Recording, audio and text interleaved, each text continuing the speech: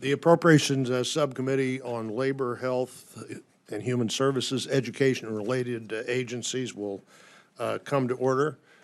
Good morning to everybody, particularly good morning, Secretary DeVos, for you, and thank you for appearing before the subcommittee today. This is a difficult budget request to defend.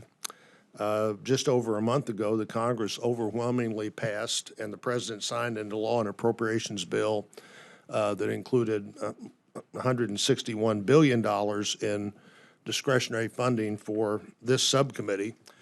While that was $1 billion less than we had the year before, we were able to eliminate programs and prioritize programs in a way that allows us to do things like return to year-round Pell, first time in 9 years, where students that begin this fall will have the opportunity to have the Pell Grant available to them year-round. This year, the fiscal year 2018 budget request proposes a significant funding decrease in labor HHS, approximately $24 billion below what we're spending in the current year in the agencies that are reflected in the work of this subcommittee. That's a 15% cut below the bill we passed just last month, or past the end of April. For the Department of Education, the proposal includes approximately $59 billion, which is a $9.2 billion reduction.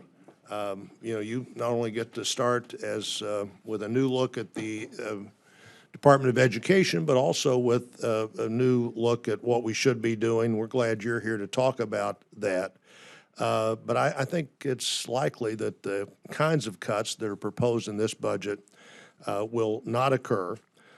So we really need to fully understand your priorities and why they are your priorities. Committee will continue to have priorities. I think that the significant reductions to programs like career and technical education, TRIO, and federal work study will make it harder for students to get into and complete college and to go into well-paying jobs.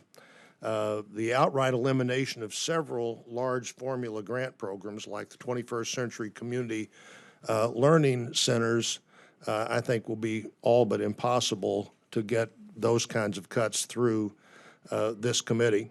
But you were given this budget, and I know you had some input, but your input would have been late, and your view of these issues as you get a chance to run the department every day will bring the ability to bring more and new information to the committee. Over the last 2 years, this subcommittee's increased funding for charter schools from $253 million to $342 million. I'm interested to learn more about your broader proposals for more choice in school. And finally, I think many of the members on this committee look forward to realigning the Department of Education's role in the education system generally. I believe education systems should be made closer to students and families and local school districts. Often I think the state capitol in my state or other states is too far away for many of these decisions to be made, and certainly Washington, D.C. Would be an even bigger challenge to make decisions that affect students and their families and their education all over the country. So we look forward to hearing your testimony today. I'm sure we'll have a lively discussion, and pleased to turn to my partner on this committee, Senator Murray, for what comments she may want to make.